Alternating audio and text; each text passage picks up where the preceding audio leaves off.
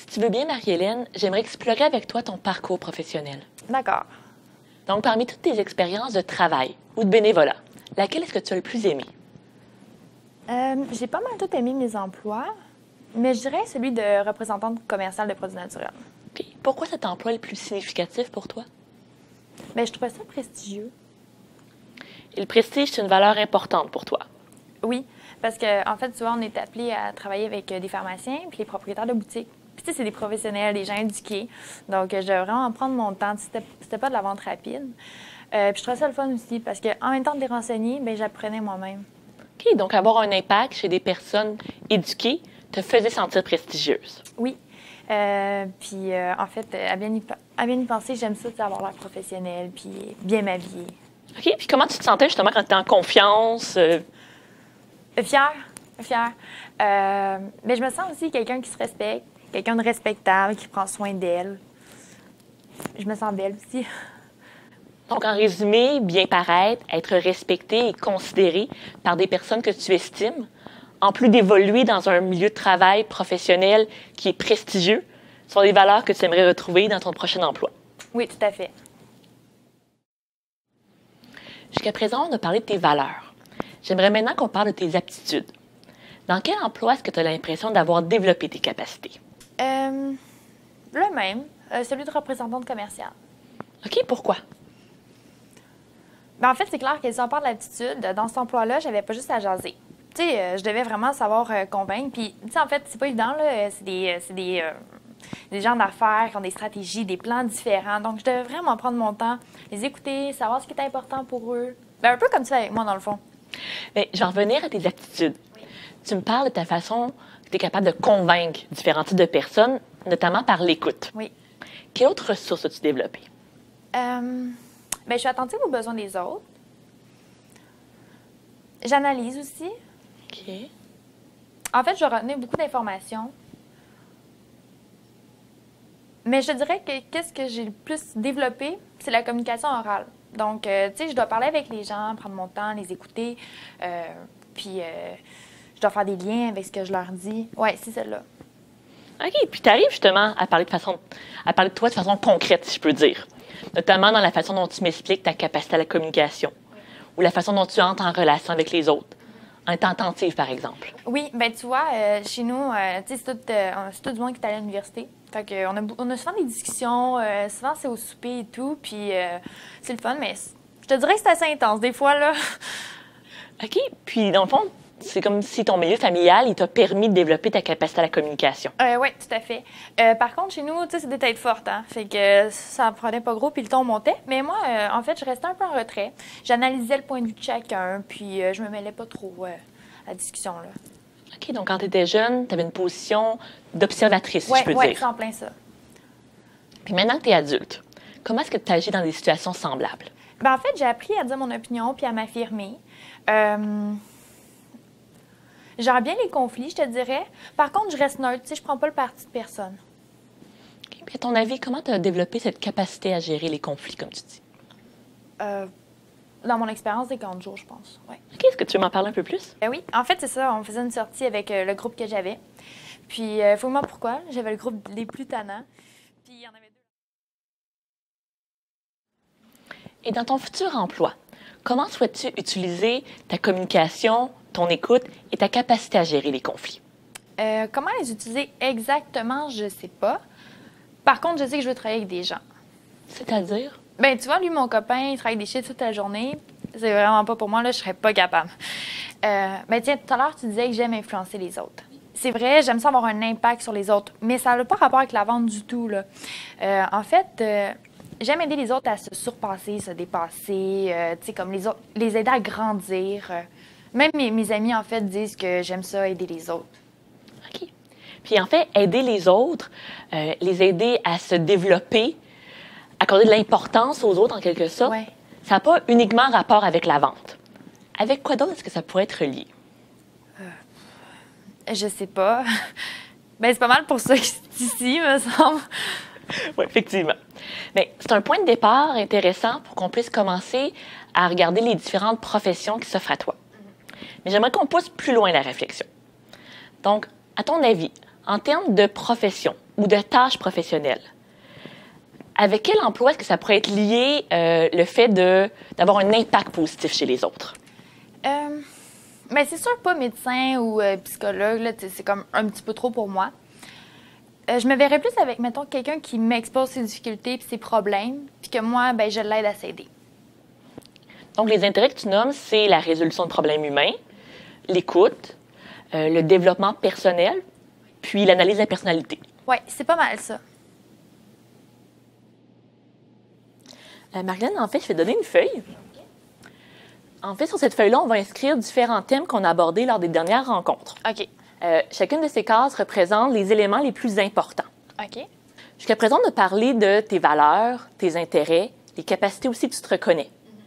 L'idée, c'est qu'on va avoir rempli la feuille, ça va nous permettre d'avoir un résumé pour explorer différentes professions qui peuvent s'ouvrir à toi. Ah, OK, super.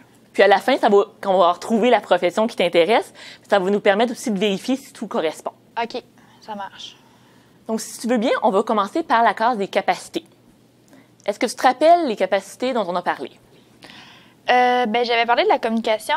Oui, une communication surtout verbale dont on avait parlé. Oui. Avec la façon dont tu communiques avec tes clients ou avec ta famille. C'est vrai. Je l'écris? Oui, vas-y. Est-ce qu'il y avait autre chose? J'ai parlé de l'écoute. Oui. Est-ce que je pourrais parler de la gestion de conflits? Oui, certainement. Surtout, on avait parlé avec l'exemple des camps de jour. Oui, c'est vrai. En fait, Marie-Hélène, maintenant qu'on a terminé de remplir la feuille sur les différents aspects de toi, si tu veux bien, j'aimerais qu'on aborde plutôt des thèmes qui sont venus beaucoup au moment où on parlait de l'expérience de travail. OK. En fait, l'éducation, c'est un thème qui est revenu souvent. Oui. Au départ, tu me parlais de tes clients comme des personnes éduquées. Oui. C'est quelque chose qui était important, peut-être même impressionnant pour toi. Oui. Après, tu me disais que la médecine ou la psychologie, ce serait en quelque sorte trop pour toi. Mm-hmm. Puis finalement, tu me dis que tu n'as pas pu faire autant d'études que tu l'aurais souhaité. Oui, c'est vrai. Mais tout ça pour dire que j'aimerais ça qu'on regarde ensemble ce que signifie l'éducation pour toi ou être éduqué. Bien, l'éducation. Tu sais, quand j'étais plus jeune, tu sais, je t'ai parlé en fait de ma famille, mes frères et tout. Bien, tu sais, ils sont allés à l'université, puis tous sont super bons, ils étaient bons à l'école, c'était des nerds, toute leur réussissait bien. Tu sais, ils n'avaient pas besoin d'étudier. Tandis que moi, c'était pas comme ça, tu sais, je faisais des efforts, fallait que je travaille fort, puis que j'étudie, puis, tu sais, c'est ça, mes frères, c'était comme la fierté de mes parents, là. Puis moi, ben, on dirait que ça fonctionnait pas. Tu sais, j'avais beau essayer, puis ça fonctionnait pas. Puis, ben, à un moment donné, tu sais, je me suis tannée, là, puis j'ai fait comme, tu sais, à l'adolescence, puis tout, là, au secondaire, j'ai fait comme fuck you, là, j'étais tannée. En fait, comme tous les enfants, tu voulais être remarqué par tes parents, leur plaire, être considéré par eux. Ouais. Mais tu as vu que tes efforts servaient à rien. Ouais. Tu n'arrivais pas à obtenir d'eux l'attention que tu voulais puis que tu avais besoin comme enfant. Alors, tu t'es mis à faire le contraire de ce qu'ils attendaient de toi. Est-ce que ça se peut que ça soit en quelque sorte pour aller chercher l'attention de tes parents? Mais tu sais, je les aimais, mes parents, là. Mais c'est comme si je leur en voulais, tu sais. C'est comme, il n'y a pas juste l'école dans la vie, là. Ça te rend triste, ça te fâche en même temps. Ouais. Qu'est-ce que tu aurais voulu leur dire à tes parents? Ben justement, qu'il n'y a pas juste ça dans la vie. Tu sais, on dirait qu'ils me voient juste comme une ratée. J'ai des talents, j'ai des qualités.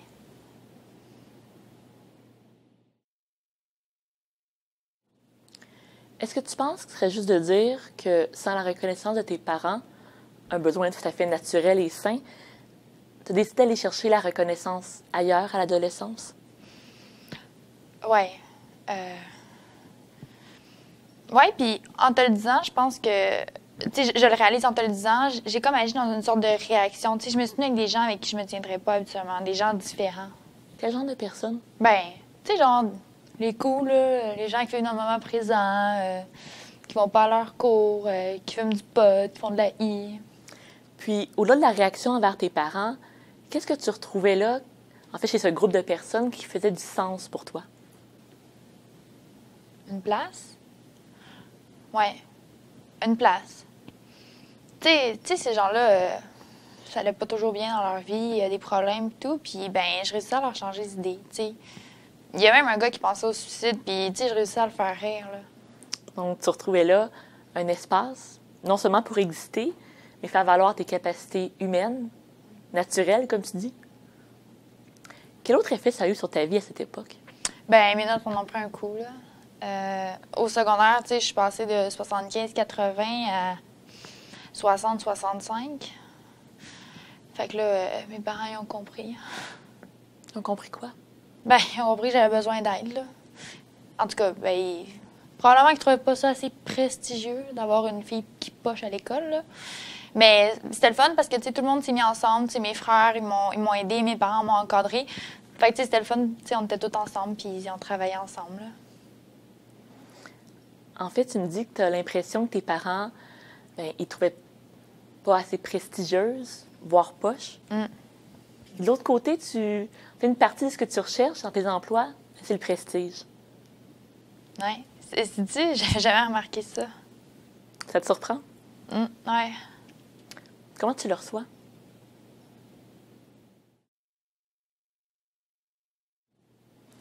En fait, tu mentionnais tantôt que tu as observé un changement chez tes parents. Ils se sont mis à t'aider, à t'entourer. Ouais. Comment tu te sentais lors de ce changement? Bien, c'était le fun parce que, tu sais, on était toute la famille ensemble, puis tout le monde s'entraidait. C'était le fun. Mais d'un autre côté, tu sais, j'avais quand même l'impression d'être un fardeau, genre une honte, là. T'es passé de te sentir comme un fardeau, une honte, vivre de la colère, à quelqu'un qui veut aider les autres. Une personne qui écoute, qui aide justement les autres à se sentir mieux dans leur peau. Comme si tu cherchais à donner ce que tu aurais aimé recevoir. Un peu pour réparer ton passé, faire la paix avec. Ouais, c'est intense, hein? Ouais, c'est pas mal ça. Comment tu te sens face à l'idée de réparer ton passé? Ben, tu sais, ça fait du sens, là. C'est super logique, là, mais en même temps, ça me stresse, là. Tu sais, ça me fait peur. Qu'est-ce qui te stresse, qui te fait peur? Ben, j'ai peur de pas être à la hauteur. Tu doutes de ta capacité d'être à la hauteur? Ouais. Et si tu étais à la hauteur, ce serait comment? Ben, tu vois, j'aiderais les gens. Puis, en fait, je les aiderais bien, puis leurs problèmes seraient résolus, puis, tu sais, je saurais comment les aider. Mais comment savoir que j'aide bien les gens, tu sais? Tu as besoin de te sentir compétente, rassurée, que tu seras en mesure d'assumer tes responsabilités, puis d'avoir un impact positif chez les autres? Oui, c'est en plein ça. J'ai besoin de me sentir compétente, comme tu dis. Donc, tu nommes le besoin de compétences. Quel autre besoin serait important pour toi au niveau de ton travail? Besoin. Ben, j'ai besoin de reconnaissance. J'ai besoin de savoir qu'est-ce que je fais, si ça aide les autres. J'ai besoin de me sentir valorisée aussi.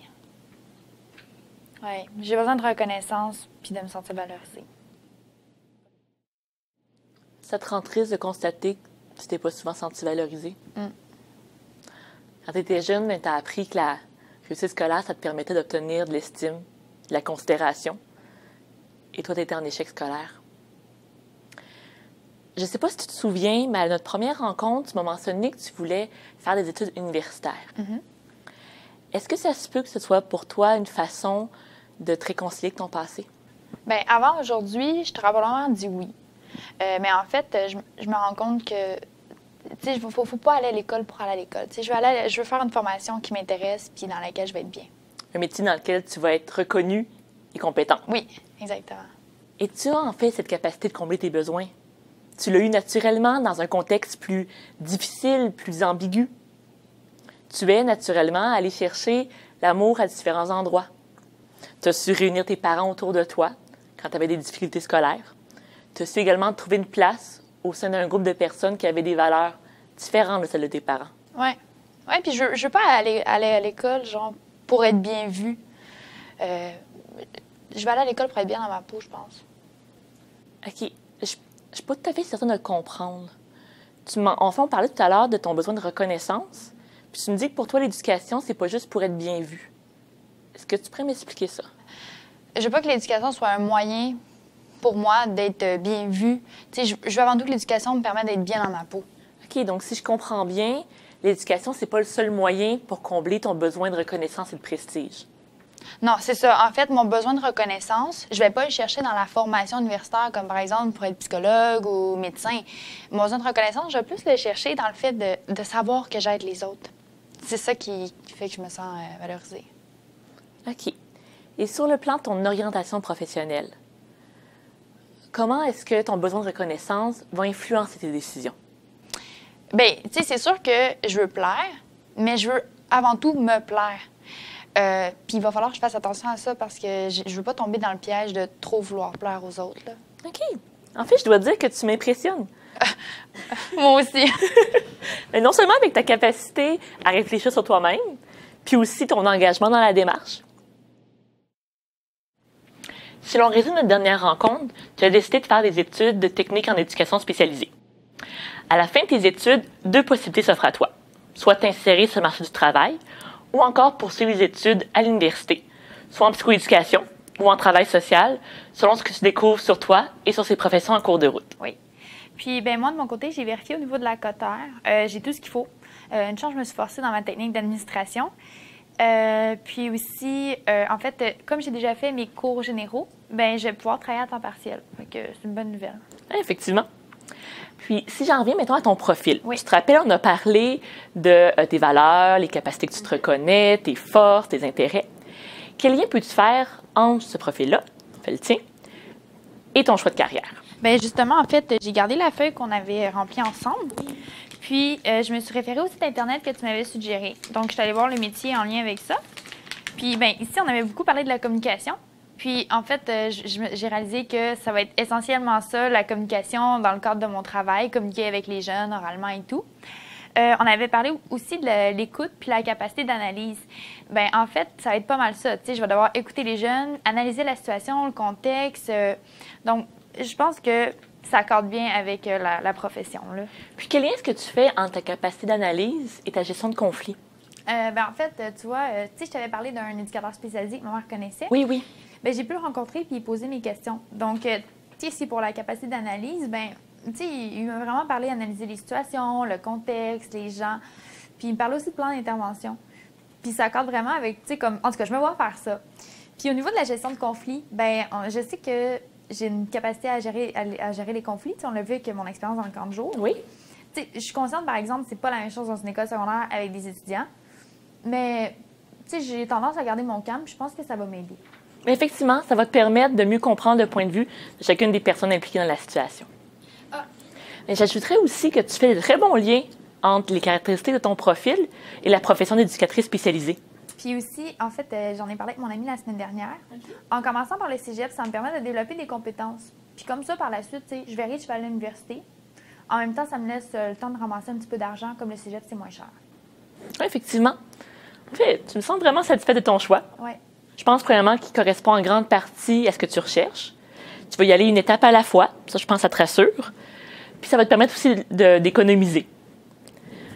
Maintenant, si tu le veux bien, j'aimerais te poser différentes questions pour s'assurer qu'on a passé toutes les étapes, que tu es vraiment prête et que tu vas pouvoir passer à l'action. Donc, si tu le veux bien, on va aborder différentes questions. Premièrement, le quoi, pourquoi, comment, puis quand, où et avec qui. OK, ça en fait des questions. En fait, l'idée de toutes ces questions-là, c'est de te permettre d'avoir un plan d'action, étape par étape. Ça va donner un aide-mémoire quand le processus va être terminé. OK. OK, donc commençons par le quoi. Le quoi, c'est en fait ce que tu viens de mentionner, c'est le choix d'études que tu as fait. Ben, c'est simple, ma technique d'éducation spécialisée. Très bien. Maintenant, allons-y avec le pourquoi. Pourquoi tu fais ce choix? Bien, encore là, c'est un choix stratégique pour m'ouvrir le plus de portes possible. Très bien, mais plus précisément encore, pourquoi tu as décidé de faire des études de technique d'éducation spécialisée? Parce que j'aime ça travailler avec les gens, être en contact avec les gens, savoir que je les aide à grandir. OK, autre chose? Mais aussi parce que ça va me mettre en confiance de commencer par une technique. Ça va me permettre de voir si je veux ou non continuer à l'université après. Puis maintenant, au niveau du comment, c'est quoi les différentes étapes que tu dois faire pour réaliser ton projet de retour aux études? M'inscrire au cégep. Mais plus précisément encore que ça, c'est quoi les étapes de ton inscription et les autres choses que tu dois faire? Bien, premièrement, pour l'inscription, on avait dit que je devais aller sur le site du SRAM pour voir comment ça fonctionnait. Ensuite, je devais voir le responsable du programme pour lui poser des questions. savoir aussi si c'était possible que je rencontre des étudiants, savoir comment ça se passe dans les cours et tout. Ensuite de ça, c'était prévu que je cherche à ramasser un petit peu d'argent pour pouvoir réduire mes heures à l'automne, pour pouvoir me concentrer sur mes études.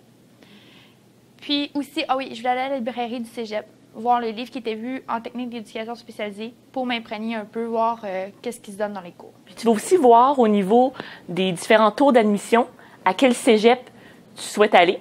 Mm-hmm. Si jamais à ce niveau-là, tu as besoin d'aide au niveau de ta prise de décision, n'hésite pas à venir me voir. C'est sûr. Maintenant, on va aborder les 3 autres questions. Donc, pour réaliser toutes ces démarches, tu vas faire ça quand, où et auprès de qui? Quand, en fait, je ne sais pas comment ça marche. OK, mais en fait, au niveau du SRAM, la date d'admission au premier tour, c'est le 1er mars. Puis, selon les résultats aux différents tours d'admission, si jamais tu as besoin d'aide, n'hésite surtout pas à m'appeler. OK. Puis, en fait, moi, de mon côté, une fois que je vais savoir que je suis admise, je vais chercher à réduire mes heures au travail. Question de me laisser un petit break là, avant de recommencer l'école. Très bien. Donc, le camp semble relativement clair. Oui. En plus, tu restes flexible, dépendamment comment ça va se passer au niveau de ton travail. Maintenant, allons-y avec le où. Le où, en fait, c'est sur le site du SRAM. Oui. Il faut choisir mon cégep. Je pense que je vais aller au cégep du Vieux-Montréal. OK. Parce qu'en fait, je sais que le frère à mon ami est allé. Il a trouvé ça super intéressant, puis c'est proche de chez moi. Très bien. Et maintenant, pour ce qui est du... auprès de qui? Ça, on en a pas mal parlé. Je pense tous les enseignants au cégep, les étudiants, la librairie. Là, je pense qu'on avait répondu à la question. Tu me sens prête. Je te dirais que tu me sens pleinement motivée à réaliser ce nouveau projet de vie. Et en plus, tu as toutes les qualités et compétences pour y arriver. Tu as su t'impliquer grandement dans la démarche, autant auprès de moi qu'entre les rencontres. Ta décision, elle est réfléchie, tout en respectant tes désirs. Tu es une bonne communicatrice, tu sais, tu es à l'écoute, de grande qualité pour une future éducatrice spécialisée. En plus, tu fais attention aux autres et tu sais garder ton calme. Je te dirais que le seul élément auquel il va falloir faire attention, c'est au niveau de ta confiance en toi face à l'apprentissage. On en a déjà parlé, ça t'arrive de renoncer à des projets par crainte de ne pas être capable, pour ensuite réaliser trop tard, mais que tu aurais pu y arriver. Et là, dans le projet qu'on a ici, tu vas pouvoir y aller une étape à la fois. Premièrement, le cégep, puis l'université si tu le désires. Tu vas avoir le temps de solidifier tes finances. Donc, je pense que ça va pouvoir te rassurer.